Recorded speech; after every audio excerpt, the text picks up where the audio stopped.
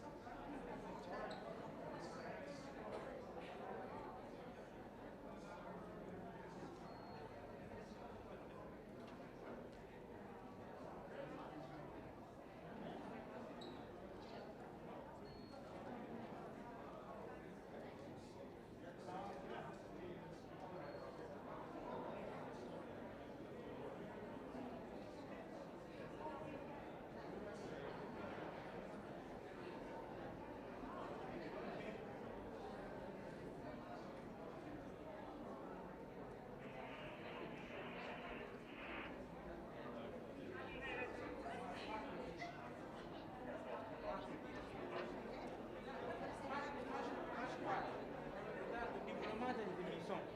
Decada central.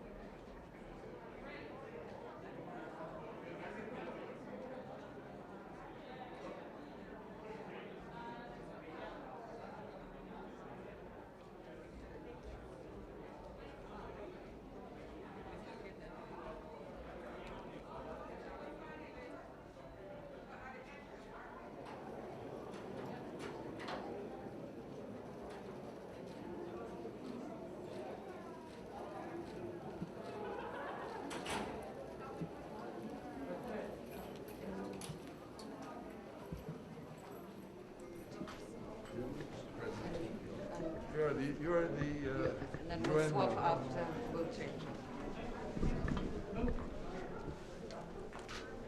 Shall we take the message? Yes.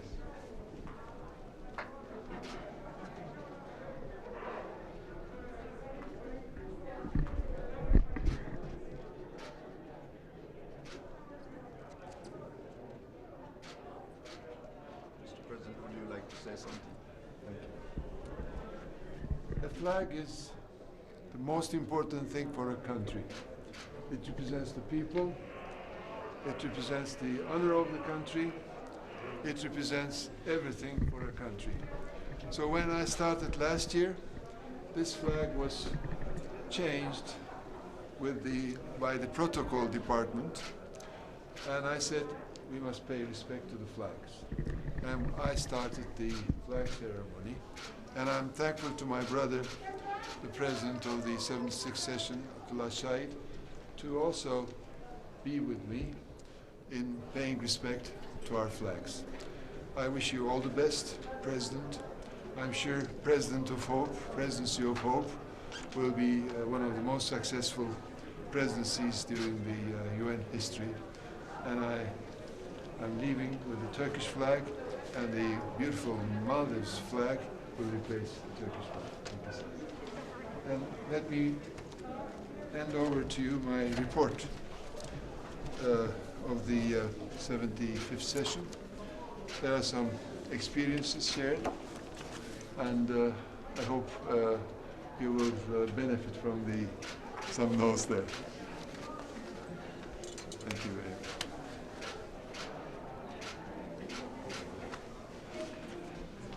Thank you very much, my dear brother, President Bozkir. As you rightly said, the flag of a country is what unites the people, what we stand for, what we bow down to. You have outstandingly held the Turkish flag, distinguished yourself holding the Turkish flag during the last 1 year at the pinnacle of the international community. The United Nations flag is what unites the world. What we stand for is represented by the United Nations flag. And this beautiful ceremony represents the passing of the leadership of the United Nations from one country to the other by symbolically placing the incoming presidency's flag and paying respect to the predecessor's flag. Mr. President, when I say that I have big shoes to fill, it both means literally and figuratively. So the next 1 year, I shall continue to fill your big shoes. Thank you very much for those notes that you have just shared with me as the report of the 75th President of the UN General Assembly. Mr. President, you join a club of 75 distinguished individuals 76. in the world, 76. and someone who has really distinguished himself. And how pleased I am in many, many ways that I would be able to rely on your wisdom, wise guidance, and friendship and brotherhood in years to come. Mr. President, I wish you and your family all the best, and you will always be welcome here at the United Nations to join us, and also, by the way, in the Maldives. I understand you have a very special relationship with the Maldives also. So 1 year of hectic work, take a break and come and visit us. Mr. President, welcome to the Maldives.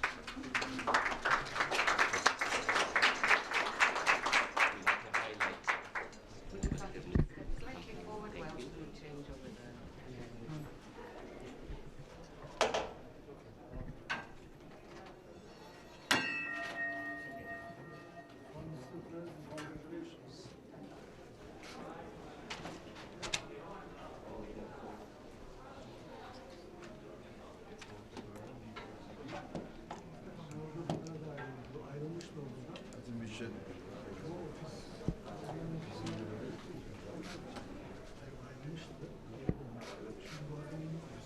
Mr. President. We'll ask you to change places and 76 and 71st. You saw that? Yes. I'm still the UN. So this is where we are, and if we can have a, photo and I think another share.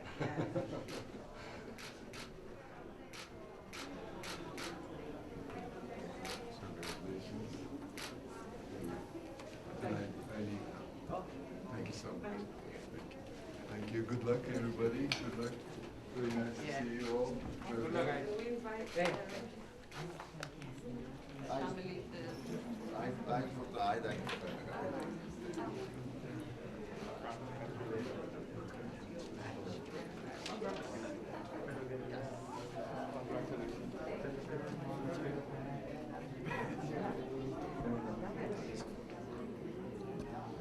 family, we invite the rest of the families to come. This one without?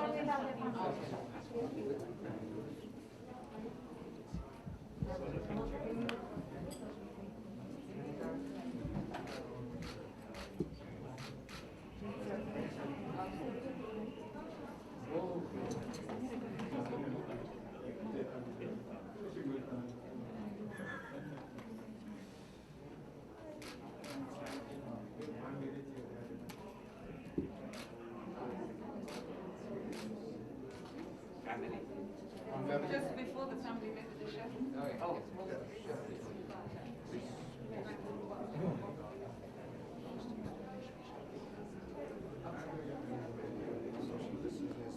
This is 6 inches. Excellency,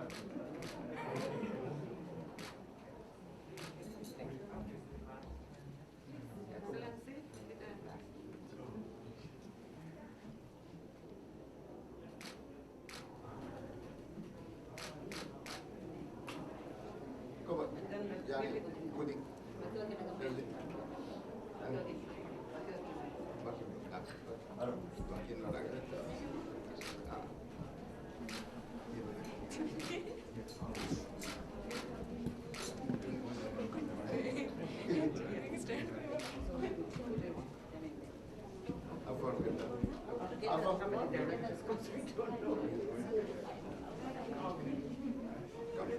Now this is when I would need a little bit of rice. Yeah.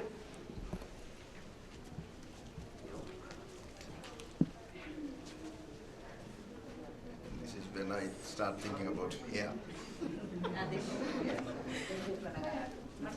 Good happening, Anne. Yeah.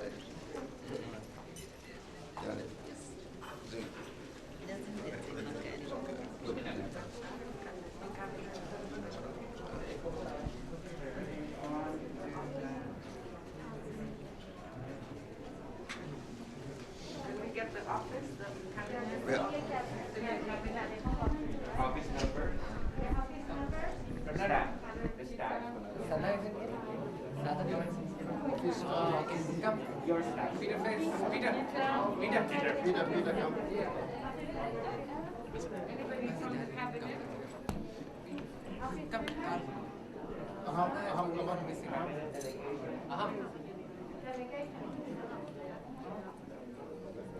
Yes, the statement.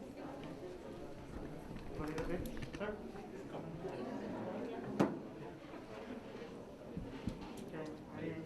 Is that fine? One more, 1, 2, over here. All right. Okay, we have the statement. SM. Yeah.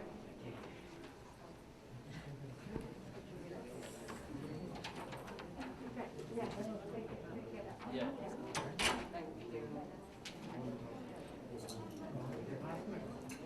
Sir? Ready, 1, 2, and... Okay, can we have the members of the parliament from the parliament?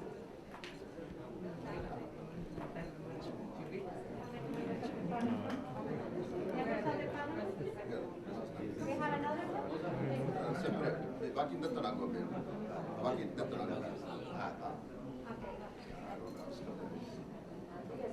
guys, 1, 2, and ready,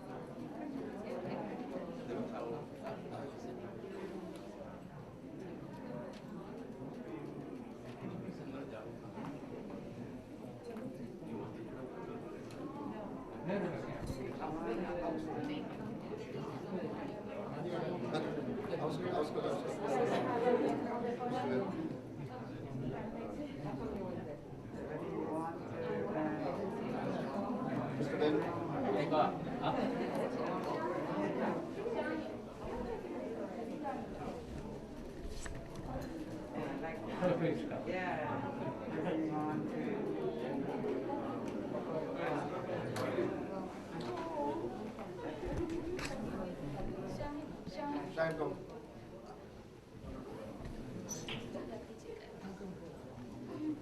Sir?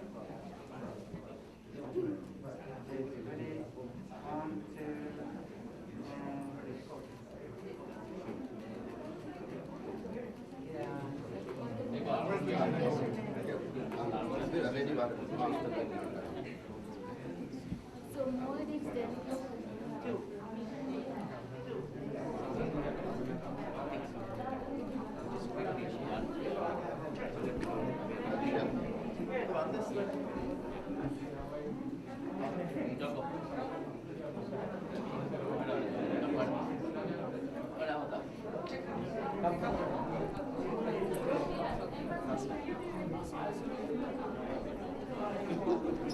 ready, 1, 2, and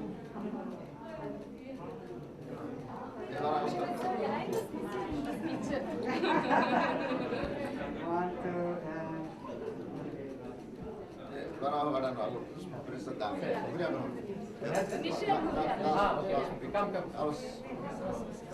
Mission, Adam. Hassan.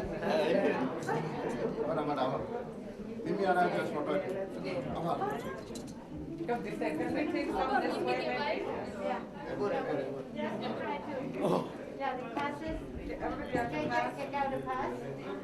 Yeah. Kasha, Kasha. Kasha. Thank you. ready. Okay, 1, 2, 3. One more. Who has the mask? Sorry, just one. Oh, no. Shine. Okay, one more. 1. Wait, 1 second. Up. Remove your mask. Okay, yeah. Ready? 1, 2, and. All right. Okay, now.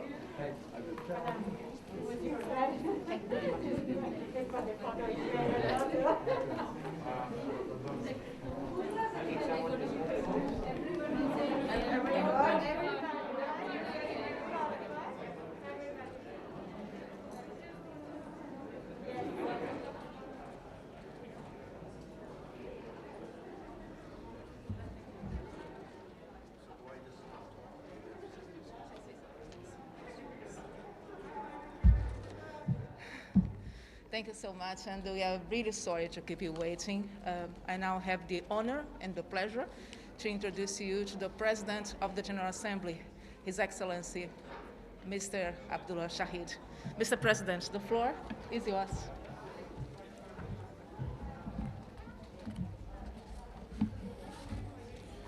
Good afternoon, all.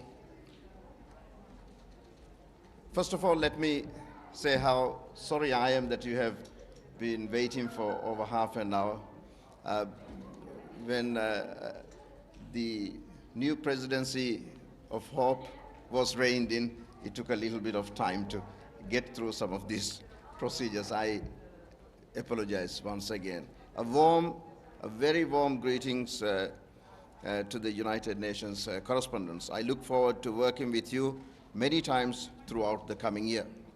Allow me to say up front that the United Nations has been home since the 1980s.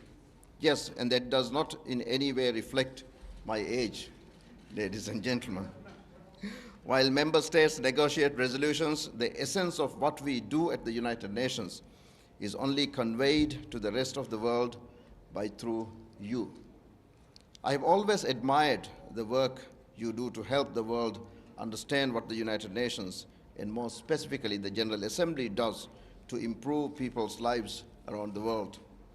In today's age and time, what is left untold has never happened. I want our work at the General Assembly to be told, and you are my partners in this endeavor. A free press is a fundamental pillar of transparency and of democracy. Sometimes you need someone to ask the questions, even the uncomfortable ones, if you are going to be open and honest about what is happening. Please never shy away from asking the tough questions. I might decide not to answer some of these questions, but that may primarily be because I really do not have those answers as the President. But I want you to keep me and the rest of the members of this House on our toes. And I intend to support your work in this regard. In addition to regular briefings, I hope to host a luncheon or morning dialogue, and if you are good enough, a dinner for members of the UN Press Corps. Likewise, I'm hopeful that I will be invited to press events and interviews and have the opportunity to engage with young aspiring journalists who are eager to make their mark. Empowering youth is an important part of my presidency, and I hope you will work with me to help make that happen. Dear friends, by now you have heard extensively about my Presidency of Hope. For those of you who have not, the summary is this. We have a global population who have lived in anxiety, depression, and desperation for 18 months. We can no longer afford to be the voice of doom and gloom. For every problem, there must be a solution, and the United Nations can and must be at the forefront of spelling out those solutions. Let people come to us for hope, for inspiration, for peace of mind. When I propose my 5 rays of hope, I do so very aware that we need to hope to deliver on these areas and get the world back on its feet. The first ray is about COVID-19 and the need for vaccine equity. We cannot accept that only 3% of Africa has yet been immunized. We can and we will do better. I intend to call a high-level thematic debate on vaccine equity with leading experts and world leaders for early 2022 as we seek to put those jabs in every arm that needs them. We will not be safe until all of us are safe. My second ray is on recovery. As we rebuild, we must do so sustainably. Our decade of action must also be a decade of recovery. My third ray of hope is on responding to the needs of the planet. This is a year of conferences on the planet. COP26, Biodiversity Convention, Energy Dialogue, and next year, the Least Developed Countries Conference in Doha and the Oceans Conference in Portugal. My proposal is to coordinate and pool efforts from all these events so we can find common solutions and act upon them. I call the 76th session a super session for nature. My fourth ray of hope is on human rights and the ever-critical need to never leave anyone behind. All people must be empowered, all must be lifted, must be protected, must be given the opportunities to grow and thrive in safety and prosperity. We must address discrimination in all its forms and be the UN for all people. Dear friends, my Presidency of Hope is also about respecting the rights of all and revitalizing the United Nations. We need an organization that is fit for purpose and tuned up with the times that we are living in. These 5 rays of hope are here to drive us not to give up, even when the odds seem high. Finally, let me say something. In the 76 years of the General Assembly, there have been only 4 female presidents. This needs to change. We need more women in positions of leadership here in the United Nations and across the globe. As a foreign minister, I ensured that half of our ambassadors are women, And you have an example right here in the UN of Ambassador Tilmisa. There she is. I'm a gender champion and have made sure that my team is gender balanced. I've also taken a pledge that I will not sit in any panel that is not gender balanced and would encourage others to do so. It is time for us to be more assertive about making the world 50-50 and count me in. Thank you for your attention. I will now take your questions. Should I keep my mask on? Yes. Thank you so much, and congratulations on the start of your mandate, Mr. President, and I wish you the best of luck on the year ahead. So my question is on the upcoming high-level week. What are your expectations? What do you think can be the most important achievements, and on the other end, the most complicated challenges? Thank you so much. For the high-level week, I think already the membership has clearly shown that they want to come back into the United Nations headquarters. We have an overwhelming majority of countries being represented at the highest level, at the heads of state, heads of government level. The message is clear.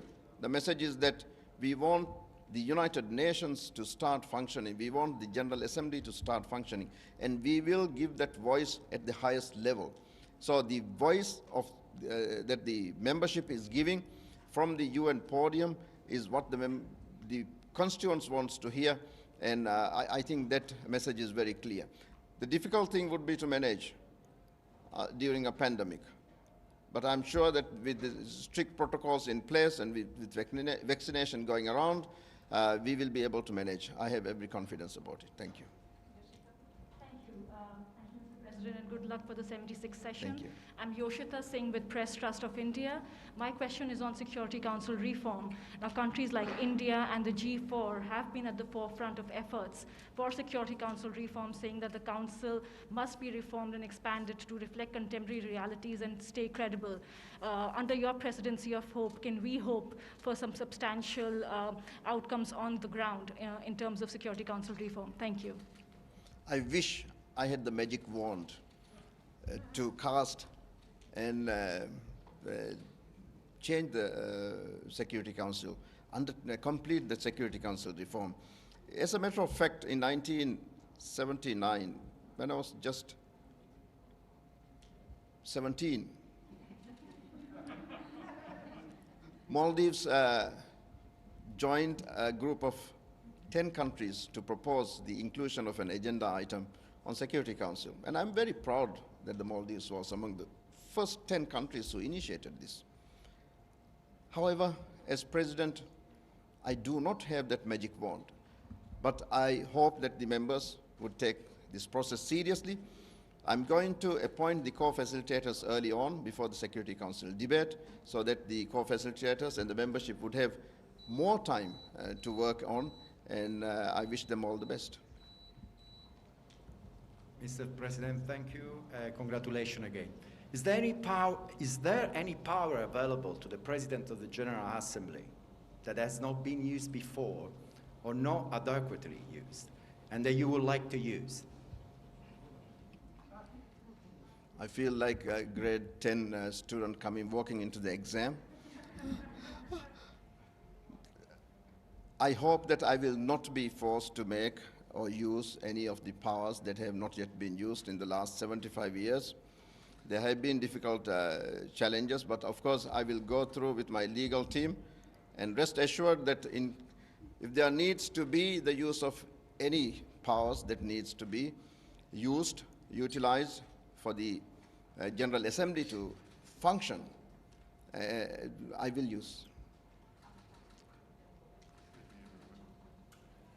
Thank you, President Shahid. At the outset, best wishes for a successful session, the UNGA 76.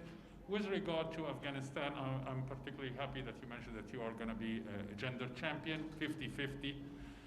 What about the women in Afghanistan? Taliban made an ambiguous statement that you're going to be respecting all international treaties in line with the Sharia. We know 101 in Sharia, women are considered and treated as 50% of a man in a court of law. You cannot, if a woman would go to testify, you need 2 women to replace 1. In terms of economic empowerment, she's only entitled to 1/8 of her husband's estate if he pass away. As a daughter, and if they have uncles and they don't have male brothers, they are about to lose. I'm sorry? They are about to lose their inheritance in favor of a male guardian. How do you see, with your personal statement, that the GA have a role in this? What are the GA can do? Is there any intention to appoint special representative for Afghanistan? Is there any plans to set a meeting or a high level on the variance between the Sharia and the current international treaty and the system that we live in? Thank you for your elaboration. Thank you. The General Assembly has agenda item on Afghanistan, and I hope that during the debate, members of the General Assembly will raise these questions, and you can rest assured that I will champion gender parity and matters related to gender, and will do everything in my power as the President of the General Assembly to address concerns of women, not only in Afghanistan, but throughout the world. Thank you. Thank you very much, Mr. President. Edith Lederer from the Associated Press. You appointed a credentials committee today. There are 2 credentials issues possibly pending, one involving Afghanistan, the other involving Myanmar. When do you expect the credentials committee to meet? And do you expect challenges to either of those 2 countries before next week's high-level week? And if I could indulge you on one other small question, large question. Both you and the Secretary General spoke about the very serious divisions among member states. How do you actually propose to try to heal those divisions? On the credentials committee, yes, I constituted the credentials committee according to the Charter of the United Nations and the standing orders. They will meet soon. Of course, the purpose of a committee is to try and resolve any issues that may come up, and I will not prejudge the work that the committee will do. That will not be in line with the ethics of the president. On the unity, we both, the president and the Secretary General and I, spoke about unity. It is clear that if one thing that the pandemic has taught us is that no one is safe until everyone is safe. The message is very clear. We can sort these things out only through a united effort. I think the pandemic has taught us this well, and I hope that the membership will take this into account in dealing with these crises that we are going through. I will do everything possible to bring countries closer to the table, to the negotiating table, to impress upon them that the rest of the world, the 7 billion people, are counting on us. When you say soon, do you mean this week before the high-level debate and the general debate begins next week, or do you mean after? I promise to you that I will try to answer all the questions. Some I will not be. This specific detail, I will have to come back to you later. Thank you. My name is Ibtisam Azim from the Daily Arabic Al Arabi Al Jadid. I have 2 follow-ups actually. The first one on the issue of human rights that you talked about. We hear a lot of talks about human rights, but very often it is left then to the Human Rights Council. Do you believe that resolutions that the GA adopting and renew should have more of this element, of the human rights element. And the second question on the COVID issue, you talked about the necessity that countries get together and support each other, etc. But as a matter of fact, we have COVAX that is not functioning as it should be.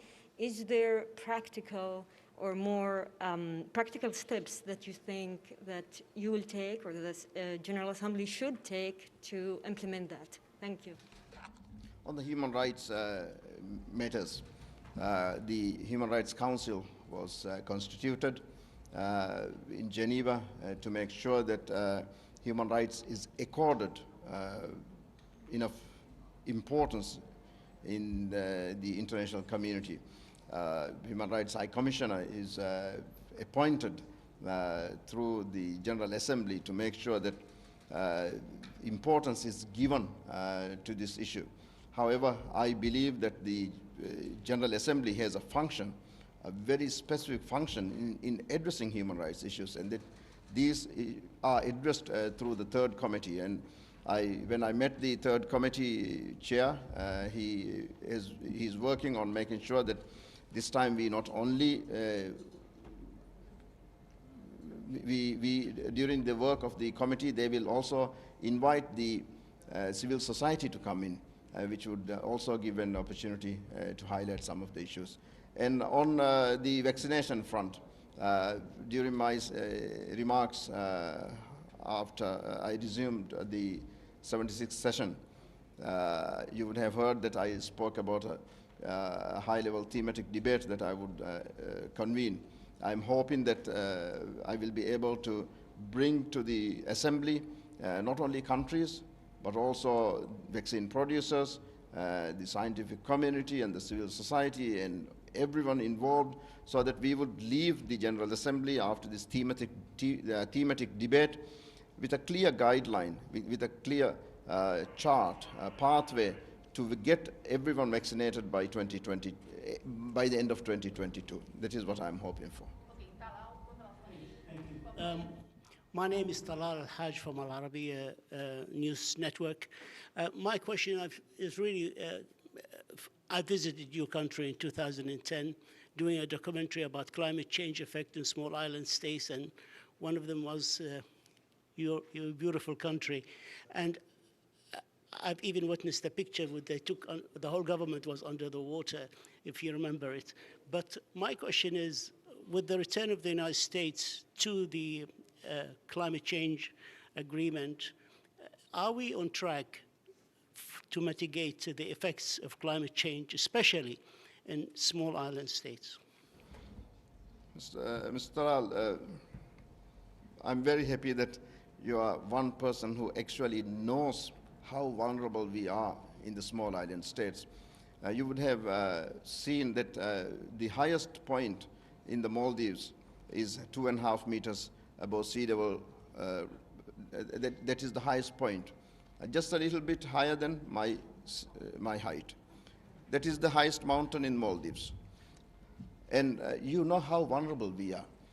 And you would know how passionate Maldivians and all the other small island states regard this, because it is an existential issue for us. Yes, the small island states are very encouraged by the United States returning to the Paris Agreement and the role that they are playing. Are we comfortable with what the outcome of COP26 may be? I don't think so. I don't think that we are on the right track yet. The 1.5 degrees has to be, it's a must for the small island states. We would like to stay alive, yes. And we need to reach that 100 billion target. We need to get the Paris handbook finished. We need to give that message that, yes, the leaders care for the 7 billion people. That message of hope, I hope, will come from Glasgow. And for that, I'm trying to convene in October before the Glasgow summit, a conference here, a thematic debate here at the General Assembly, so that I would be able to, as President of the General Assembly, give opportunity for countries to come together and give that final push, political push for Glasgow summit. Thank you, Mr. President. It's Pamela Falk from CBS News. Good luck on the presidency. My question is, the president, as president, you have made a priority of COVID vaccine equity.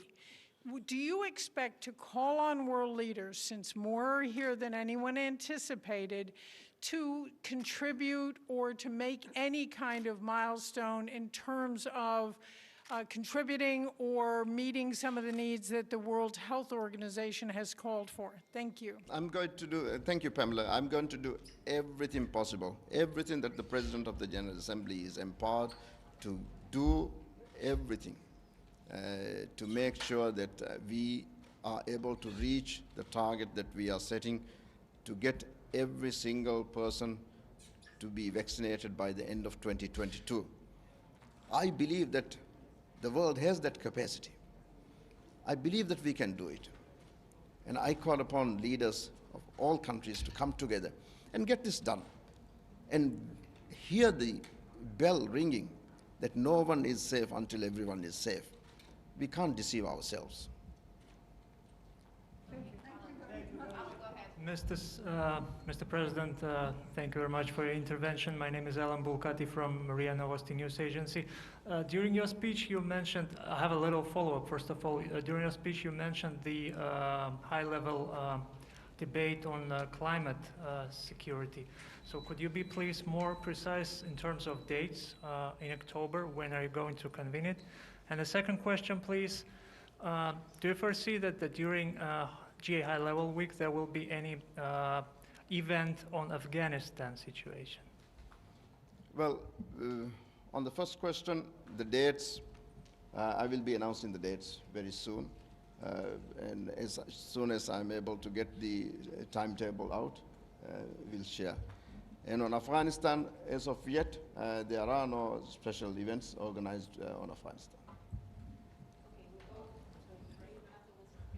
Thank you. Ray Boucher from Sky News Arabiya. I have a question. Weeks ago, the United States, which is the country host of the United Nations, they circulated a letter to member states asking them to stay in their countries and just send a video. Do you agree with them to avoid any blackout for the virus? Or you agree with the more than 84 head of states who are coming next week? Thank you. Thank you very much. Yes, the United States as host country advised member states to take precautions as much as possible.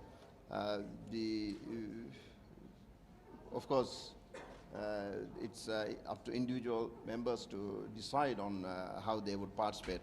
I'm very happy that a large number of countries decided to participate at the highest level. We need them to be talking and sending the message of hope at the highest level. Thank you, PGA. Michelle Nichols from Reuters. Just to follow up on all the questions on vaccine inequity, as you pointed out, next week there's some heads of state and government are coming, some are not. How do you think we're seeing this vaccine inequity play out? How many of these delegations have expressed to you that they're coming here unvaccinated because they've had no access to it in their own country? Thank you, Michelle. I have no answer to that question. That has not been shared with me, how many are coming without vaccine. But the host country has informed me that they will have facilities to vaccinate all who are attending the General Assembly. If they so desire, it will be facilitated. Carla, go ahead. Thank you, Carla Stay, Global Research. And I wish you all the best this coming year. It may be very eventful. The Secretary General had said we are approaching code red for humanity, and if we do not meet the climate emergency by 2040, which is only 19 years from now, we will be approaching or we will have reached the tipping point beyond which, or before which, reversal of what could be disastrous, it will be too late. What can you do as President of the General Assembly to accelerate a global effort to prevent this disaster? I completely agree with the Secretary General that we have reached code red for humanity. And as I said in my opening remarks, I regard this 76th session as a super session for nature. I will use my convening power as President of the General Assembly, number one, to convene a high-level thematic debate prior to the COP26 summit in Glasgow. I will again convene later in 2022, before the end of my term, high-level thematic debate to bring countries together to take stock on what has happened in the follow-up to all these very high-level meetings on the parties to the Conference of Parties to Biodiversity, to Oceans Conference, and the dialogue on energy. The powers of the General Assembly President is the convening power, and I will use it to bring countries together, take stock.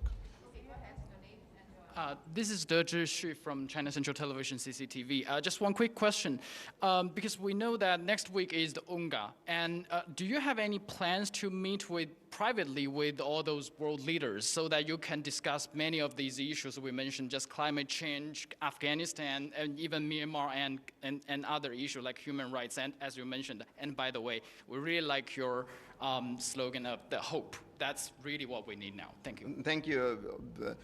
Almost all the visiting heads of states, heads of government have requested to hold bilateral meetings with the individual meetings with me. I just wish I had time and that they would stay a little longer. I have to preside the session as well as hold these meetings. We'll try and manage it as best I can, and I would be so happy to meet all of them so I can share with them the message of hope that I'm carrying, and that we have reached code red. I will be delivering that message. Thank you. The last one, please. Go ahead. Mr. Shahid, I'm Musala from Azerbaijan News Agency Report. First of all, I want to congratulate you with your new post. My question is, are there any plans to discuss the issue of establishing a dialogue between Azerbaijan and Armenia in the post-conflict period during the 76th session of the UN General Assembly? How can the UN facilitate this dialogue? The issue of security and peace and security comes under the direct mandate of the Security Council. However, the General Assembly has a role to play, and the membership, and I will continue to be engaged worldwide to make sure that the General Assembly plays the role that it is supposed to play. Thank you.